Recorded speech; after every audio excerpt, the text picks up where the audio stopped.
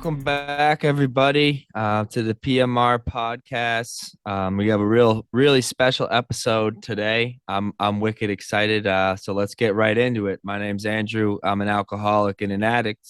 What's up, guys? Welcome back. My name's Mitch. I'm an alcoholic addict, and today we have our first guest, a very important person in my life, my swimming career, and in my life in general. He's entering his 36th season coaching. He's been the driving force behind Denison Swim and Dive for the last 35 seasons. He's a 6-time NCAA national championship coach, as well as an 18-time All-American swimmer and a 7-time national champion swimmer. He's mentored and guided countless young athletes, young student athletes, and has been a beacon of success through his career. But to me, he's been a father figure to me. He's been someone that I can go to if there's ever been a problem with anything. He's been there for me at my lowest points in my life and some of my highest points in my life.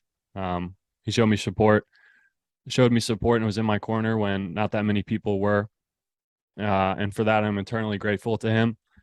We'd like to welcome Gregg Parini to the PMR podcast. Thank you for joining us. Hey, fellas, good to be with you. I appreciate the opportunity to talk with you today. We appreciate it too very much. This is our first time having a guest on, so that's pretty exciting. So bear with us if we particularly honored then. if we mess anything up.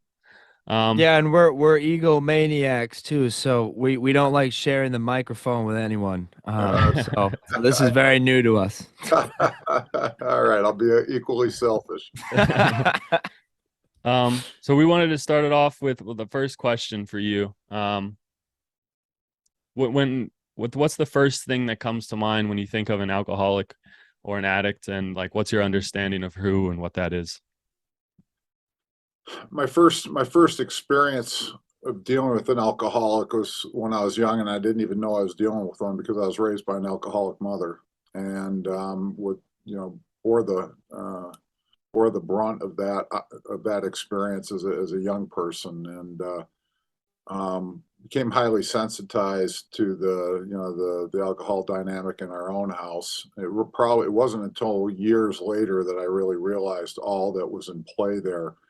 But when I start thinking about alcoholism, drug addiction, I just think of brokenness. I look back at friends and students and student athletes that I've worked with, and even family members, and I see young people in most cases just having really struggled. It's just I just associate it with struggle and pain as much as anything, and I think that's just forged in my own experience and watching my mom and friends battle through it. It just seemed to be pain in most of those cases was driving the addiction. Some type of an escape, some type of an opportunity to soften the pain, to deaden the pain, to remove themselves from pretty harsh realities, either that they were currently going through or things that they had experienced as a younger person. So for me, as a child, and revisiting my childhood, and I had to work really hard to kind of get through it to the point where I could forgive my mom for all the things that I went through as a child. I had to go through my own counseling as the child of an alcoholic to I think get to a more integrated place where she and I could coexist and be in the same place, same space. But I became more and more compassionate as I went through that process. I began to realize that the addict is nothing. They're working just as hard trying to cope as the rest of us are. The alcohol or the drugs are just a means by which they're coping. So those are the things that come to mind. But like I said, a lot of that's forged out of my own experience as a child. Right. And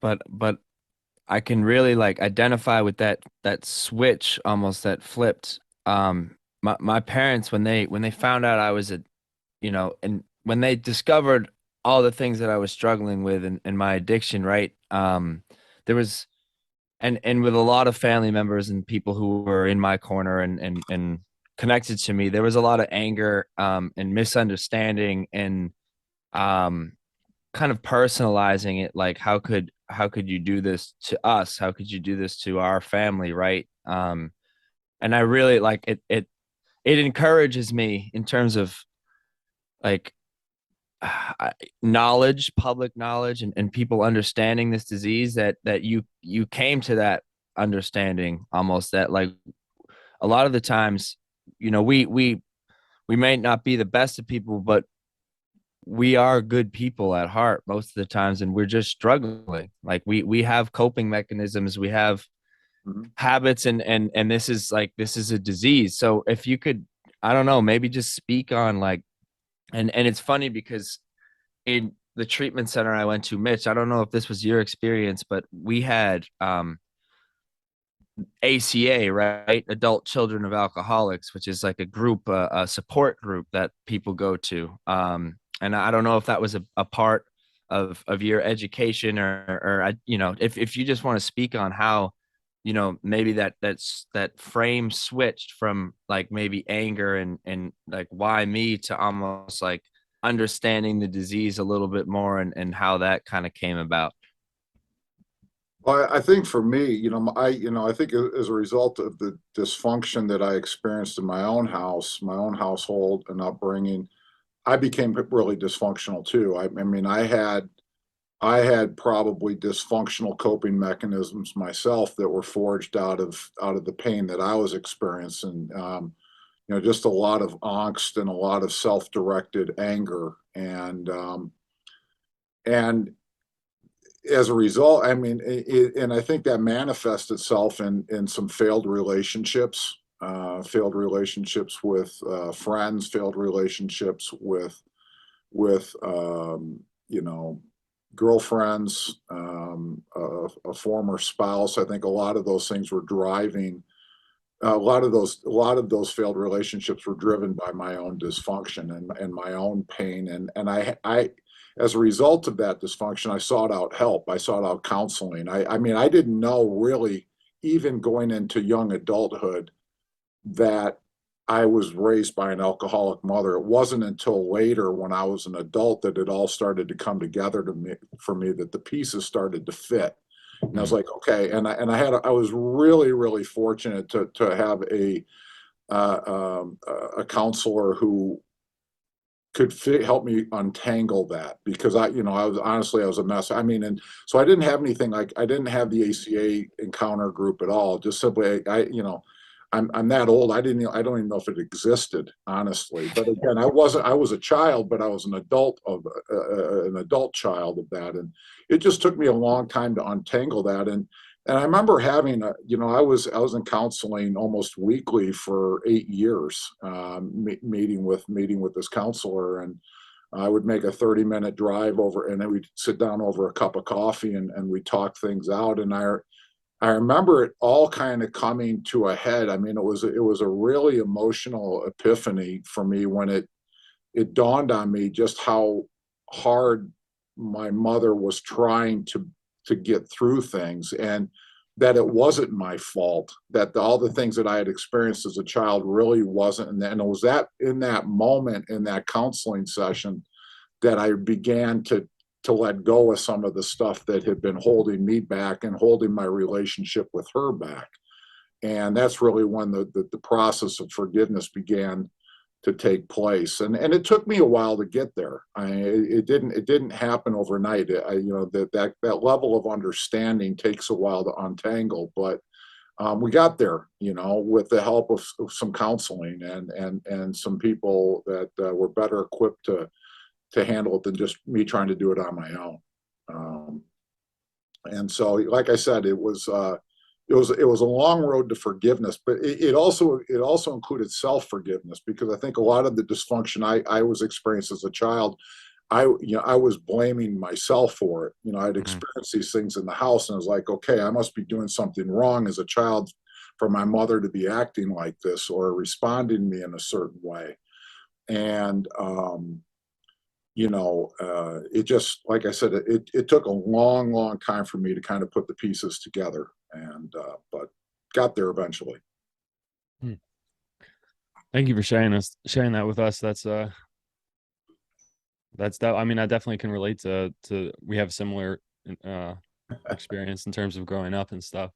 Not exactly like that, but I relate to that. But going in with that information and knowing that you'd gone through that, having been a coach of young athletes and stuff like that. And for me in particular, I know that I was in active addiction my freshman year with you, into my first try at sophomore year. So we wanted to ask, up until my removal from the team, kind of from your perspective, how that all transpired and like what went into me eventually having to be removed from the team and all the stuff leading up to that, I guess.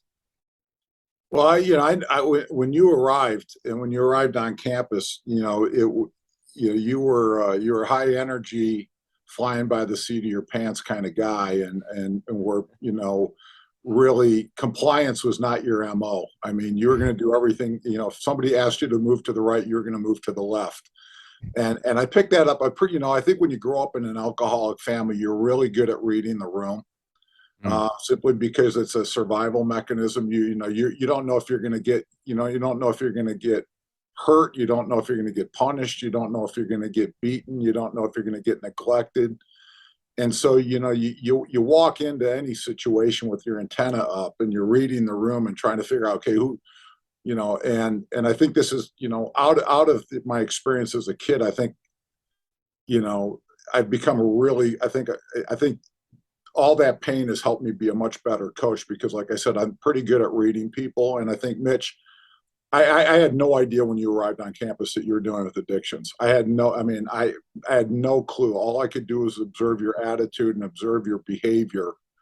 And it wasn't, and as that behavior and those attitudes began to unfold, obviously the pieces start coming together, and each student athlete presents a puzzle. And I think if we're going to be effective mentors and educators and coaches, we got to try to figure out what that puzzle looks like with each person. So you start putting these pieces together. And I remember a particularly poignant moment for us was when we were at University of Chicago, a dual meet in Chicago in the fall. And you had a bit of you didn't swim particularly well. And the meltdown following that, it was like, that was a major tell that, okay, there's something really deep seated going on here, because you were, and I'm going to, the word I'm going to say inconsolable, but I don't think it's not like you were crying. I couldn't wrangle you in. There was no way we were going to have a conversation. You were that upset, but the response to your performance was so extreme. I'm like, okay, there's something really serious going on here. It reminded me of a young person, a child who's like feeling completely out of control with circumstances and out of sorts because things weren't going their way. And it reminded me in a very kind of poignant and I think visceral way. I could feel the pain. I mean, what I saw in you is kind of what I experienced as a younger child. I'm like, okay, I've been right where he is, where you can't be wrangled in. You can't, there's no way you're going to let anybody put a bridle on you because there's so much anger in that moment. And that was probably the first indicator to me that there was something more, let's say, existential going on with you, that there was something more than just a young man who's got a chip on his shoulder, who's just had a bad swim. There was something deeper brooding there. And as you know, the semester and the year continued to unfold, and then you had some encounters, with the law. You had some missteps that way. And, again, I wasn't even at any of those times with my thing, okay, this guy's an alcoholic or he's a drug addict. I had no idea. I just saw a guy who kept crossing the line and who was putting him and others at risk. And if memory serves, and it's been a while, you and I had a sit down where it's like, okay, there can't be any more missteps, because things had escalated to the point where you were drawing so much attention to yourself through negative behavior and bad behavior. There's like, okay, I've got to step in. There's something pretty serious going on here. And it didn't take you long in your sophomore year when you came back to cross that line again. And I don't know if that was an intentional test of me or you. I just know you crossed it really fast when you got back on campus. And then as an educator and as your coach, then I've got to get real with myself. And I'm like, am I really serious about working with this kid? Do I care enough about him that I'm going to be a person of my word and follow through on the things that I said that I would if he crossed the line again? Mm. And that's when I think as somebody who's in the helping field, you've got to, you know, and for me, Mitch, it was, can Mitch trust me enough to believe the things that I say, that when I say I'm going to do something, that I'll follow through on it? And that was a major thought process for me, is like, okay, I told Mitch, and if I don't follow through on this, he'll never trust me again. He'll be just, he'll just look at me as just another guy, another voice, another talking head. And I was not going to be that for you. And so it was all those things. You just kept pushing me more and more towards the line, which basically in some ways was calling me out. It's like, okay. And I don't know how conscious or intentional it was, but I felt that pressure. Is like, okay, if I'm going to be legit to this guy, if I'm going to be authentic to you, I've got to follow through on this thing. And even at that point, Mitch, I wasn't convinced. I didn't know if you're an alcoholic or not. I had suspicions just because of the nature of the things that you were, getting caught up in, and the things, but it really wasn't until later you came back and started to share your story about that. I had a much greater understanding of the depth of the issues and what was driving it. Up to that point, I was addressing attitude and behavior with very little understanding exactly what you were dealing with. And it was only in subsequent months and years of our conversation that I got a better understanding of things that were driving you that way. Even though there was plenty of smoke, which indicated there was a fire there, I couldn't have labeled it. I didn't feel qualified to do it, other than my own intuitive reflections on what I had experienced as a kid. Mm. That's interesting to hear your perspective on that. I think when you're saying like that kind of challenging you thing, that does make sense to me, because I feel like I was always trying to get one over on someone, see how much I could push you, and then if I could break you, then then that kind of thing, like who can I get things away with. And we had a podcast earlier where we talked about I talked about being in the room with you and the other coaches when I was kicked off the team. And I remember I talked to Blake before that meeting, and I was like, there's no way they kicked me off. They need, it honestly blindsided me, which is crazy to think, because I had been written up or I had more than 5 different circumstances of doing things. So yeah, that's interesting. Well, I remember sitting down with the staff and just saying, listen, I just feel like I'm getting called out.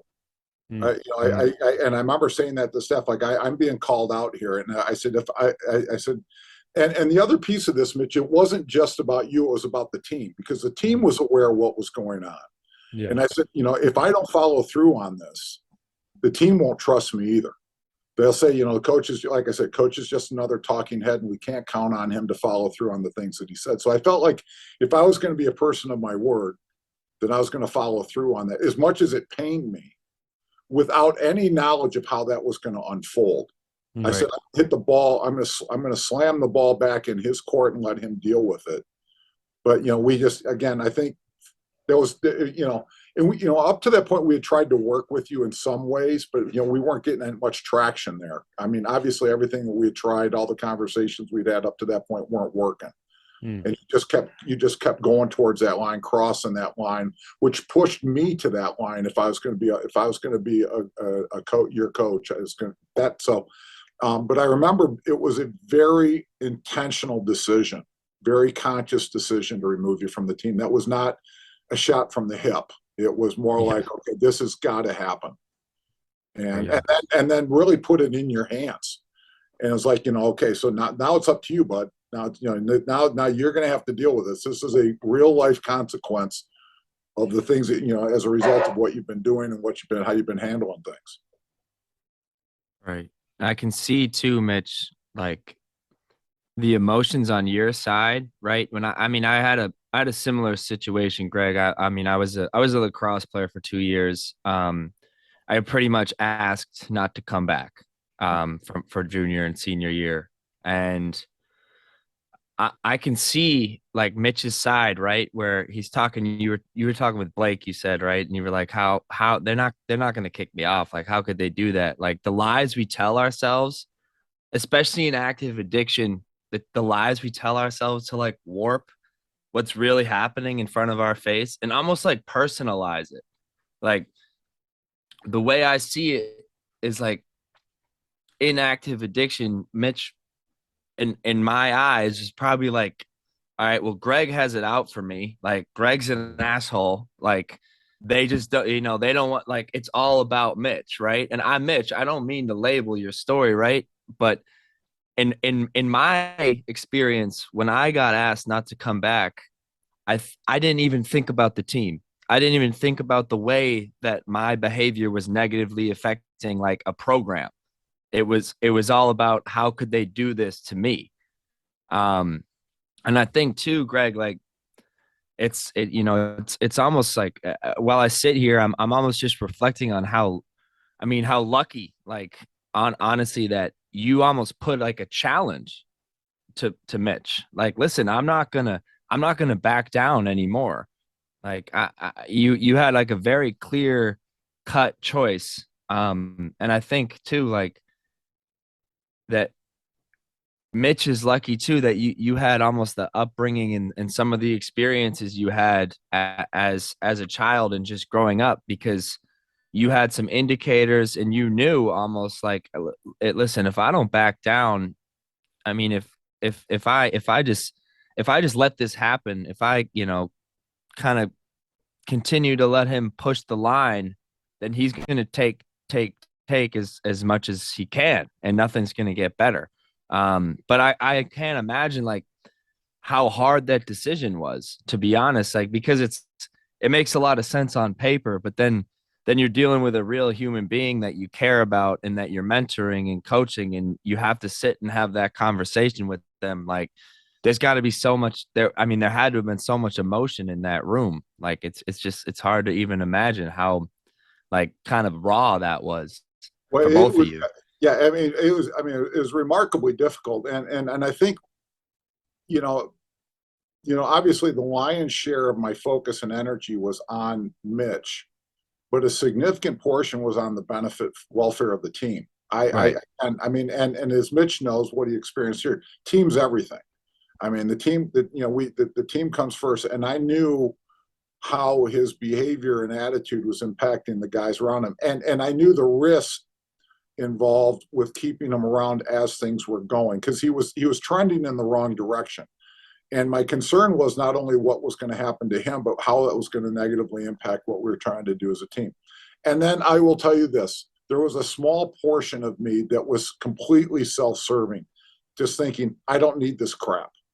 I don't have the time and the energy to deal with this on a daily basis. It was taking up a significant, which was not only hurting me, but it was taking energy and time away from my family and taking time and energy away from the other people on the team. So some of it was self-preservation. I mean, yeah, I mean, again, the lion's share was out of concern for Mitch, but then I had the team, but then I'm thinking about myself and I'm thinking about the family too. And I'm like, okay, there's a lot of things in play here. And it just shows you how interconnected we are. Mm, And it's not an all or nothing kind of thing. Is that it's that 6 degrees of separation, and right. then how our behavior and our attitude impacts the people around us. And again, I went into that with the understanding, completely at peace with the idea that I would maybe never coach Mitch again, that he would never set foot on our pool deck as an active student athlete.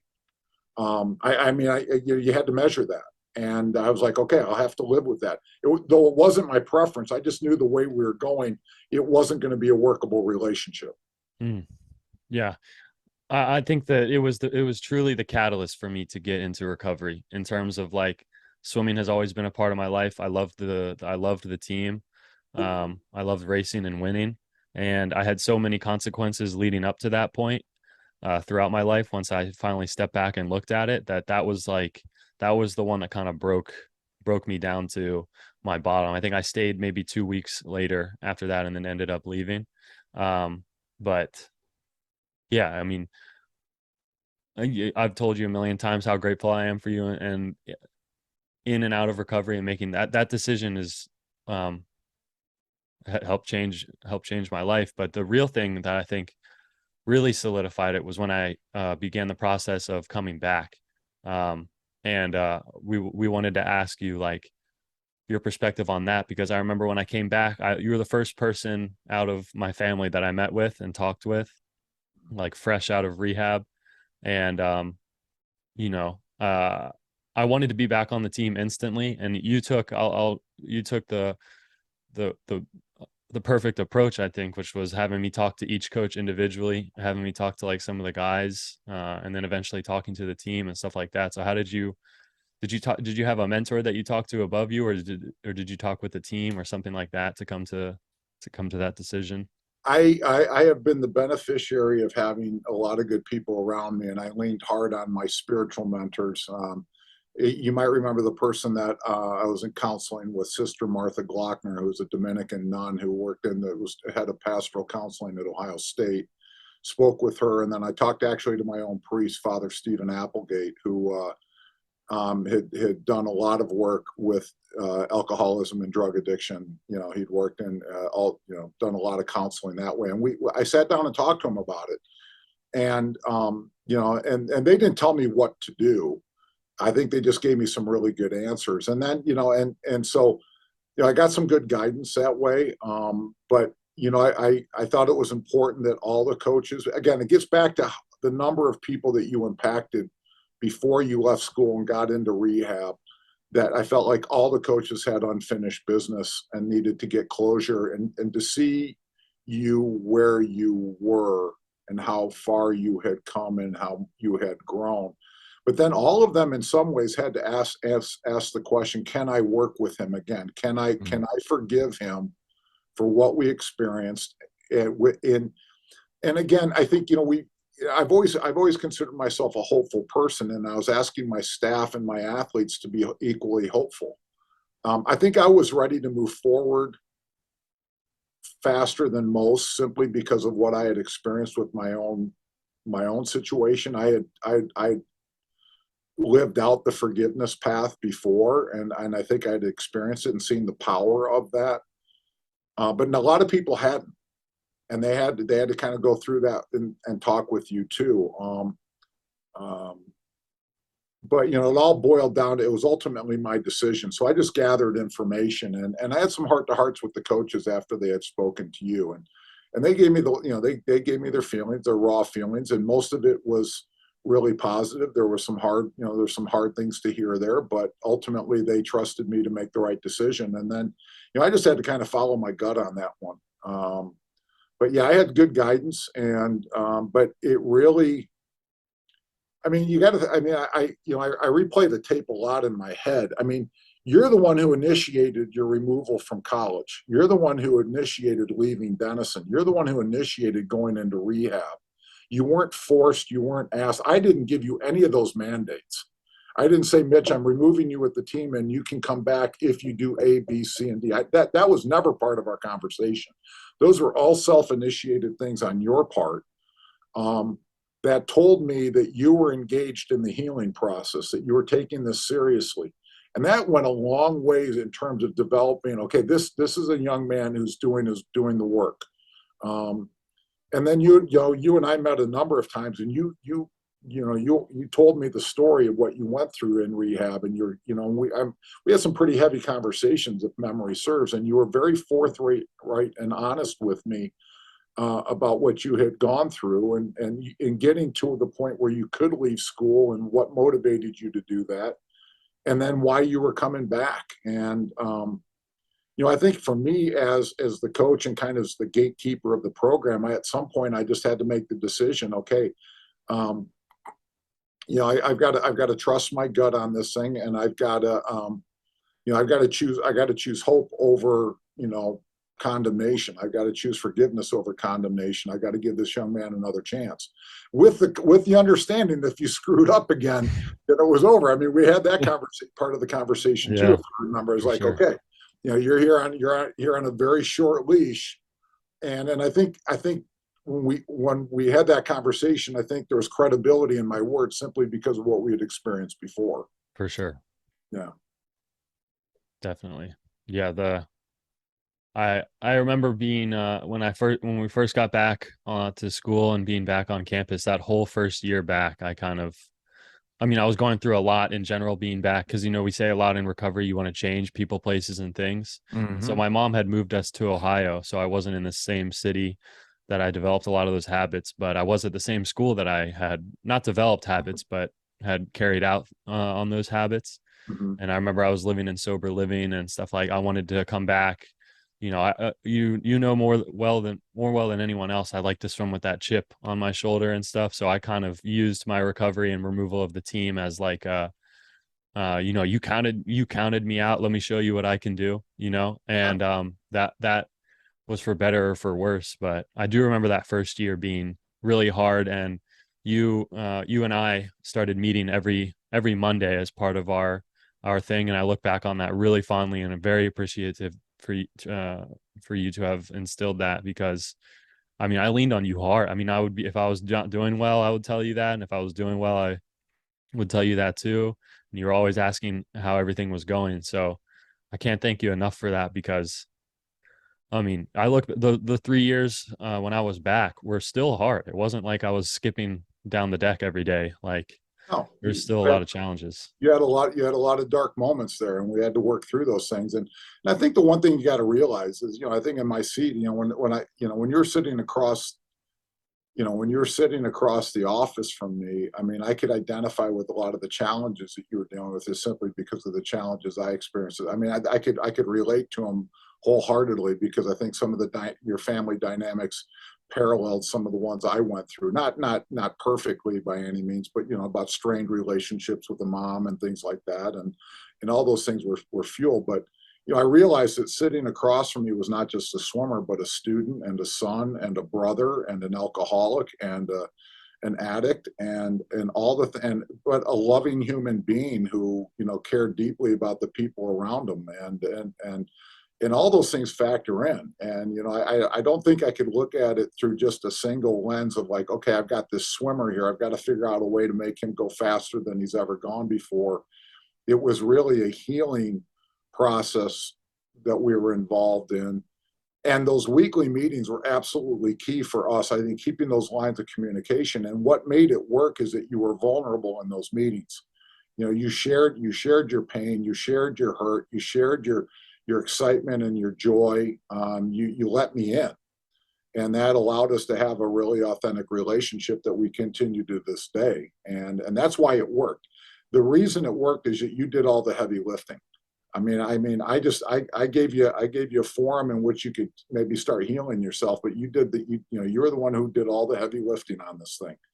And I just gave you an opportunity, and you jumped on it. So, I mean, I value our relationship and what we went through together a great deal. But I don't take much credit for it. You did all the work.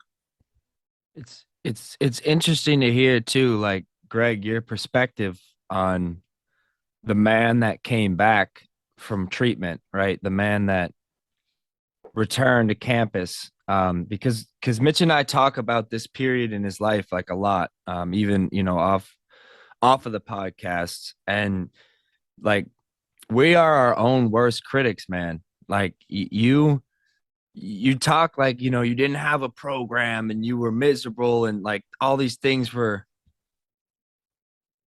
you weren't working the steps and you didn't, and all of this stuff about like being a dry drunk pretty much, right? And I mean that's what it boiled down to in terms of you describing yourself. But what I'm hearing here, and this is why I love this interview right now, because like I get to hear maybe a little bit more of the truth, right? Because we don't necessarily love the person that we're looking in the mirror at all the time, and especially when we're looking at some hard memories, like we judge ourselves pretty hard, right? But what I'm hearing from Greg is like this is a dude who went to treatment, who like for all intents and purposes was like a hot shot jackass when he left. Yep. You nailed that And one. That's the but next. That's your next tat right there. Yeah, right. Hot shot jackass right across my neck. but who came back like humbled in a big way. Like not humble like about his abilities necessarily or about having that chip on his shoulder like I'm going to go prove to you guys what I'm capable of, but like having gone through something so serious like and impactful in his life that he experienced like a massive moment of humility. And what I hear is a person who was changed, like a man who was changed for the better. Like, and so I just want to let you know, Mitch, like when I hear the version of yourself from your own mouth, like when you came back from college, back from treatment and you were back at Denison, like, and then I hear Gregg's like, I think I believe Gregg's a little bit more because I, I know that there was a lot of pain, but like you being able to open yourself up, like to be vulnerable, like Gregg said, that never would have happened before you left. Like that would have, I think you would have seen that as a sign of weakness. Um, so it's just kind of crazy to hear like the two perspectives because that's two different people being described to me Yeah. if it's Mitch versus Gregg. So I don't know, it's just it's amazingly impressive because we've talked about it, and I was not ready to do anything for myself in terms of get sober or try to figure out what kind of soul rot I was dealing with. And so I don't know. I just had to comment on that because it's crazy to me that the way we kind of put ourselves down sometimes. And you weren't that guy when you came back. You were a lot different from when you Yeah. left. Yeah, I appreciate you saying that. I think it's probably a blend of both. But it was, yeah, I mean, it was hard to be back there, I think. Uh a lot of that time there, I kind of stayed, I've said this a lot. A lot of that time there, I stayed sober with like a metaphorical gun to the back of my head because I knew the consequences of relapsing. Like Greg was saying, like that would probably have been it for the team. I'm not trying to put words or actions into your mouth, but had I relapsed or something like that, I probably would have had to leave school again, and coming back probably just given everything would not have been an option. So um, I felt I know everyone on the team knew I was in recovery. Everyone, a lot, and then there's a majority. There's people on campus that knew that, teachers knew that, and stuff. And as it unraveled, I think my junior year was my worst year. I don't know if Greg can agree with that, but it was the most missed practices, the most missed classes, the most excuses, the most can we do it another day? And those behaviors were very much aligned with like a dry alcoholic and stuff like that because I wasn't going to meetings that year. I lived by myself. I was isolating again, and that was probably the closest I got to relapsing was that isolation year. And I worked with Greg a lot about that and was honest about that. But I'm thankful that I made it through. I wouldn't take back the experience because I wasn't necessarily working a super good program. I'm thankful that I made it through, but it was definitely a challenge. Pema Chödrön, the Buddhist monk, writes about going through the storm, and that when we're in the midst of the storm, when we're facing the storm and it's hitting us broadside, it strips us of all our peripheral bullshit. It Mm-hmm. it basically sandblasts us down to what's our essential core and essential soul. And I think what when you go through things like this, when you face the music, so to speak, and you face yourself and you look at yourself, with complete honesty in the mirror, you get stripped of all the bullshit that comes with it. And Mitch was a different person when he came back, and I think that was the value of the rehab. Is he came back humbled, but he came back stronger in a lot of ways because he had faced his demons, and he had loosened. He didn't come back completely figured out or anything like that, but he had left a lot of the baggage back at the rehab center, and he was able to he was stripped down, so to speak. and with that, you know, like I said, comes a vulnerability. When you got to face yourself for exactly who you are and what you're dealing with, that's one of the most liberating but most frightening moments that you deal with. I mean, that Mhm. it can be a life-changing event. It's just remarkably profound, and that's what I kept reminding myself. I was very thoughtful and conscientious of that, or conscious of that when I was sitting there talking to Mitch. Is that okay? This is a different guy. This is not the same guy that had all the crap. He had kind of cocooned himself in, and he was much more raw and vulnerable than he was before he left, and that was the value of that experience, I think. Yeah, I would agree with that. I did want to ask, and this is something that happened before I came to the team, but it was still relevant with members on the team.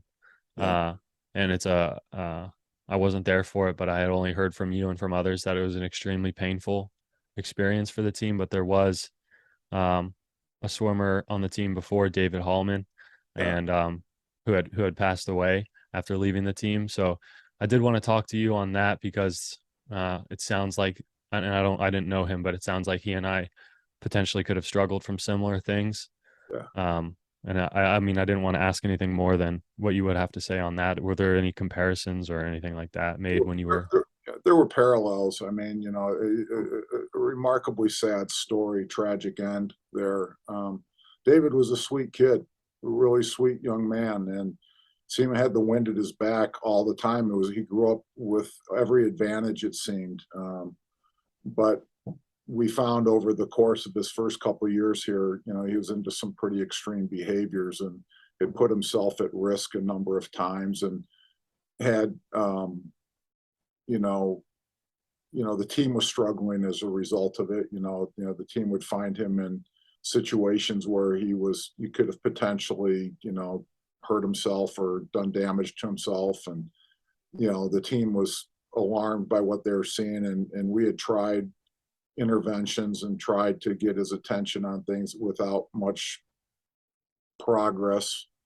And much like our conversation, Mitch, I just kind of had to draw a line in the sand and just say, okay, if we have another situation, then I'm going to have to, we'll have to, the next round of consequences is going to be a little bit deeper. And sure enough, we ran into something his junior year, and I dismissed him from the team. And unfortunately, he couldn't find his way through it. Unlike you, he couldn't find his way through it, and tragically died, that weekend before the conference meet in 2014. And, yeah, there were parallels there. It's hard to think about. It's hard to reflect on, Yeah. just simply because he was a likable, bright, intelligent guy, a really high functioning student. Everybody loved the kid, but he had a problem, and it cost him his life. And it was really hard on the community. I'll never forget the night, because one of my best friends here in town, found him after he had passed away. And she and I the other day were just talking about this about a week or so, actually. Yeah, and your name came up as like, what two, both of you came to a fork in the road. And seemed to pick different paths. And I don't want to get too far into that discussion as to what drove those decisions. I just know that you picked different paths, and you chose healing, and you chose to take on your demons and to take on those issues. And I mean, you could have very easily gone down the other road, and you Yeah. wouldn't be having this conversation now. And I think about how many as much as I know about what you struggled with, I think I just know the tip of the iceberg. I probably only am aware of less than 10% of all the stuff you actually got involved with and did. And I just know at any time it could have gone the other way, and that you would have been the one who we're having a funeral for. You were the one that would have, hurt himself or, hurt somebody else. I think about that a lot. and that's why I'm so grateful that you chose the path that you did. But I appreciate the struggles that you've been through, because there was no guarantee it was going to go any other way. I mean, when I say goodbye to you after you left the office, when I was like, I may never see this kid again, because I had gone through it with Hallman, and I'm like, he may be, and I remember thinking to myself, he may be the next Dave Hallman. And I prayed that you wouldn't be, and I'm grateful that you haven't been. But I knew there were no guarantees that you left the door, and so in our conversation, this is where it comes back to me, is like I had to live into who I was in that moment, and then with the understanding that there were no guarantees of how it was going to unfold for you, and that was really in your hands. And like I said, I'm just really grateful it has turned out the way it did, because I've lived the other side of it, and it's really shitty. Yeah. And I've seen the parents. I had to sit down with the parents. I was there when the phone call was made, and just absolutely heartbreaking crap. Yeah. Just heartbreaking. And I remember sitting with the team. We were sitting in Slater Auditorium, and I had to go. We had the team gathered in Slater, and this is Father Stephen came. I called Father Stephen from church, and I said, I need your help. And this is like at midnight. And I called, and Father Stephen came over, and I said, I don't know what to say. And he gave me some words to say. And I remember just watching the team come undone. I've seen the worst of it. I was there in the room when President Weinberg called the parents to say that they had found David's body, and I'm like, Jesus. Right. And Mitch, that could have just as easily been you. Yeah. And so I'm just grateful that, obviously eternally grateful that you've gone down a different road. So Thank you. When I hear that story, one thing stood out to me, right? When he left your office, right, and you had that conversation with him, and then you kind of say, like, he couldn't, from there he couldn't find his way, right? Yeah. And not to compare myself to this individual or anything like that, but I know this story. Like, I've lived my own version of it, right? Like, sports, and I think you were a collegiate swimmer at Kenyon, I think, right? And you're a very, very decorated athlete. Mitch is a very decorated athlete. I was a athlete. But that was my whole identity. Like, that was it. I was, everything I did, every part of my soul, every part of my brain was pretty much self-absorbed with, this is what I identify as, this is my life. And I didn't really have, like, I whatever. I worked hard in the classroom, blah, blah, blah, down the line, but I wasn't a well-rounded individual. I was an athlete. And I don't know this guy, and I didn't know this guy. And he, for all I know, he could have been extremely well-rounded, and he sounds like he was a very intelligent dude. But at the end of the day, like, when you're, swimming at such a high level, or fill in the blank athletically at such a high level, that's a big part of identity. And when that goes, like, and sometimes when it goes unexpectedly, like it did for me, like I I entered a very desolate place after that. Um, and I had nothing to really fill the void except to use. I used to fill that void, and I know for me that was a big turning point. In terms of, negative turning point, in terms of watching my use ramp up, and seeing that desperation, that negativity, that dark place kind of consume me after athletics left my life. So when just hearing you say that, like, he couldn't find his way, like, I know what that looks like. Yeah, I've had to deal with you play the videotape 1,000 times in your head, and was removing him from the team the right decision? And I don't know if I don't know if I'll ever have peace with that question. It's I'll take that one to the grave with me, and I hope I can get an answer on the other side, and I'll find out. But I've often wondered, did that catalyze something else, or was yeah, I don't know. But I remember being in grad school, when I was in grad school in counseling psychology. There was the story of Michigan State, former Michigan State football player Larry Bethea, who was an all-world offensive tackle for the Dallas Cowboys. He was an all-pro, and when his career came to an end in the NFL, his life came unraveled because he so identified with being a football player that when it was no longer there, his life just spiraled out of control to the point where he ended up finally taking his own life at a very young age. And I remember, because I was at Michigan State, and so when Larry took his life, and you're just like, oh my God, But yeah, you're right. I mean, these things get entangled, and when all of a sudden it's gone, that thing you've identified with for so long isn't present anymore. It isn't grounding you. Then all sorts of bad things can start to unravel. So Yeah. Well, I'll try to. I want to speak on that real quick, and then we only have one more question for you because I know practice is getting started soon.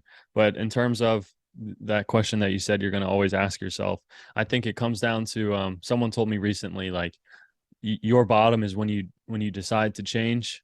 It's not necessarily when you hit all these consequences. And for me, I definitely could have seen me going down that road. But the biggest issue with addiction and friends and family of addicts is that we want to help them get to that decision. You could throw everything at them. You could give me all the best resources. You could kick me off the team. You could put me in jail. Um, until I decide that right. I want to change for the better, that's it, and all of that is for nothing. And that's a really hard thing to come to. I just had a friend that overdosed a couple days ago, and same thing. I gave him all the best with this. We gave him all the best that, and it doesn't matter because it has to be their choice, and that's a hard thing to try to sit with. Well, that gives me some peace. I appreciate that.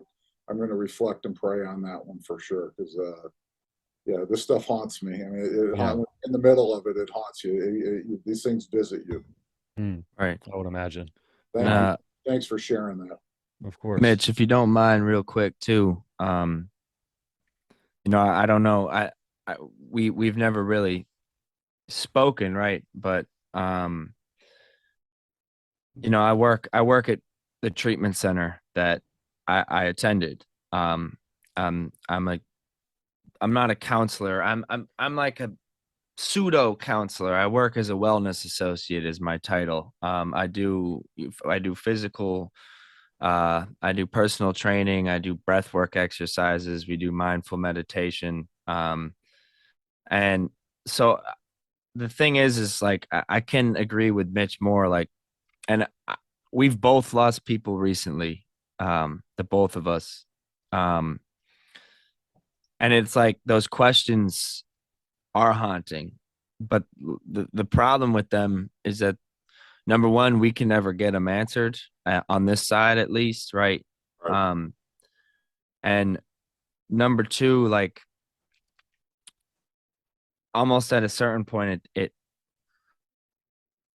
you're a coach, right? And you get a new set of athletes every year that you can impact their lives, like every year. And in a similar and different way, every couple weeks there are more people coming in that, if I'm present, if I'm mindful, if I'm in line with my spirituality, that I could potentially make an impact on.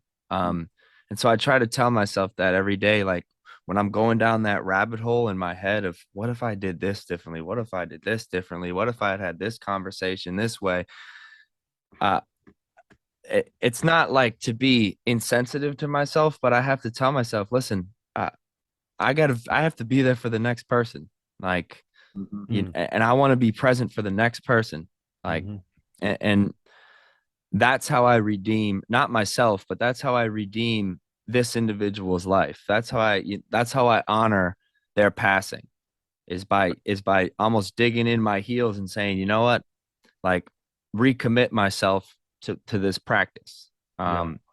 And I don't know, like I just, and I respect the hell out of you too, because you seem like, even upon just meeting you, you seem so like entrenched and invested in not only the success of the team, but like in each of your athletes' well-being, like in the pool, out of the pool. And I mean, it's Mhm. just a beautiful thing. So Definitely. I just had to say that. Appreciate that. Thank you. Yeah. Yeah. Well, we had one more question for you. Just since you've been coaching for so long, you've seen so many student athletes and swimmers, and you're a professor as well, so you've seen just students. Do you think that there's been an evolution, or what's your stance on the evolution of drug use, alcohol, and like overall mental health as you've been working with young adults? I think there's been shifts. I mean, Mm, I think I think our young people are exposed to stresses that my generation never saw before.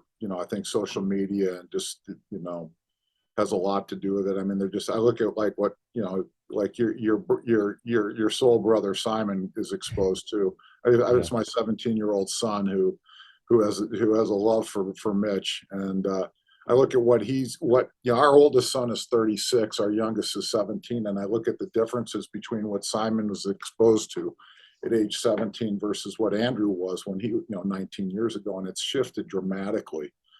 Um, I think we have a wonderful generation of young people right now who are engaged and enthusiastic about life. I think they're a lot of times overwhelmed Mm, with all the things that are coming at them, and I don't think the adults have necessarily done a very good job of developing the emotional and mental coping skills to deal with a lot of the things. And too often, I think alcohol or drugs are end up being that coping mechanism. And I don't know what the statistics say. I don't know what the usage rate says nationally. What the trends are. I really don't know. But I do see the stress among my students and my student athletes. I think the COVID piece was remarkably challenging for this generation in so many ways. And definitely. that's come back a couple different times recently. I don't think I had a really firm grasp of just how hard COVID was on people, young people. I think it was hard on my generation. I have no doubt about that. But I always thought younger people were more resilient. But I've seen the toll that it's taken on them, and so I have a lot of concerns about. I love the current generation of young people. I think they're an amazing group of young people that need guidance and need well integrated adults to help them find their way. And I think adults need to do a better job of modeling better behavior. But I think all age groups right now have been struggling with the dynamics. You look at the drug addiction. I mean, I just look at the fentanyl abuse and Mm, and things that are going on right now. Even here in Ohio, Ohio is like the fentanyl capital of the world. It seems. yeah. Um, and I look at how the adults are failing to cope, and how can we expect the children to cope well when their role models are struggling so badly too. And Mm, this is where we all just got to kind of get together under the same tent and help each other out. And so, yeah, that's why I'm here. That's what I do. What I do is, I got into this game to help young people build a bridge from adolescence into young adulthood, and hopefully, you know, put them in a better place and better equipped to handle the things that come. And and as long as there's people out there who need help, I'll be doing this thing. But like I said, I'm a big fan of the current generation. I just think they need some help and they need better modeling from the adults. yeah. Well, you profoundly changed my life. So I know I've told you that before, but you truly did. So I know if you changed my life, you've definitely helped and changed others. So, oh, I love that. Thank you. That's the picture Mitch gave me. That's from Nationals, Yeah. your senior year, right? I Or think junior I think year. I think that was the first year I came back. Yeah, I was at Indy. And Yeah. so That was yeah, I that's right there came. on my desk. I look at it every day. I love that. Thank you so much. Yeah. Sure. You Thank you. bet. Yeah. We can't thank you enough for coming on today. Thanks for having Seriously, first guest, I didn't want to have anyone else other than you be our first guest to kick off, me. bring people on. So thank you No, so he much. was he was pretty fucking adamant about that. He's like, we got to get Gregg on. I I said, let's appreciate it. do Well, it. listen, I am deeply honored to do this. This has been the highlight of my day, and just thrilled that I had a chance to talk with you guys. I think what you guys are doing is so important, and we just got to get the word out, and just that people understand that there's a bridge from where they are to a better place, and you guys are Mhm. doing some amazing work, and I love what you're doing, and just keep up the great work because it's important. Thank you for saying that. Thank Yeah, you so All right, much. all right. Appreciate it. And Andy, thanks so much for allowing me to come on your show. And yeah. same thing. And Steve-O, if you're in the background somewhere, hi to you. All right, I better He get out is. on the pool deck. I got a bunch of 18-year-olds looking at me. All right. Like, doing. All right. Have a great practice. Thank you, Love you very Gregg. much. Hope you have a good Okay. rest of your day. All right. Love you guys. Take care. Love All you. right. Okay. Bye. Bye-bye. All right. That was Man, awesome. that was, I mean, again, and I spoke a little bit He's the to you best, before bro. we For started to real. that. Like, I mean, before we started, we talked a little bit, and I was like, listen, I'm going to kind of just like let this one unfold Yeah. and see what, like, I could listen to that dude talk for hours. Yeah, he's the best, man. I mean, he was there for me. Like I try to tell him every time I talk to him and every time I like how much how thankful I am for him and grateful for him because he was a major part in me staying sober when I was at school. Major, Mhm. major part. And he's not everyone knows, but when we went into quarantine, I literally lived at his house. He has like a side house. Lived in his house in quarantine up until I moved to California. So I was there for like a couple months, and we went through that early quarantine, all that shit together. And that was another time I had to lean on him too, because like the meetings and stuff were all Zoom meetings and all that. Like, Right. so yeah, he's an amazing guy. I'm very thankful for him to have him in my life.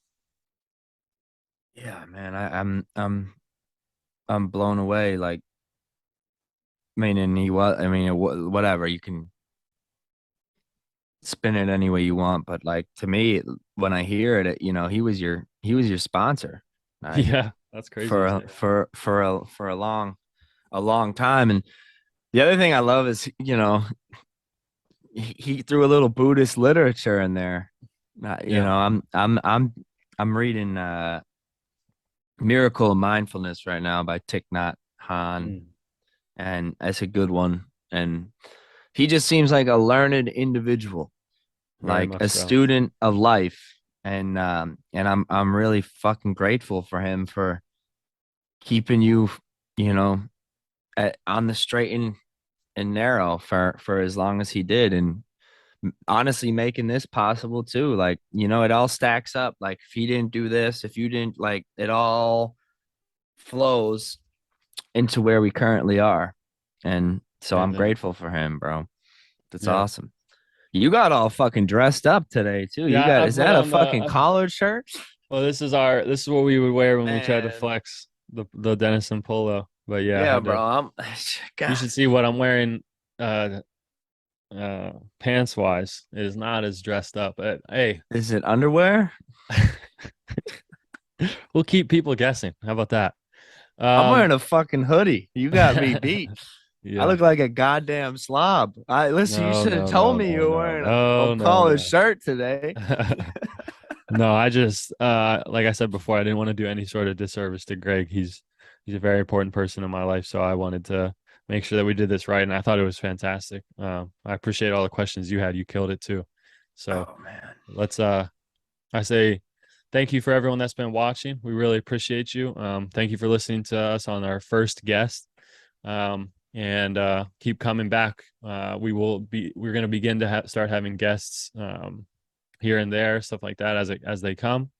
But we look forward to seeing you for episode 10 next week. So this Double is digits. episode 9. We're approaching the big number 10. So thank you so Oh much. boy. Appreciate you. Love you guys. Love you, Andrew. Thank you. And keep coming back. Yeah, man. I love you. Grateful for you. Keep coming back. Thanks, Mitch. This has been fucking awesome.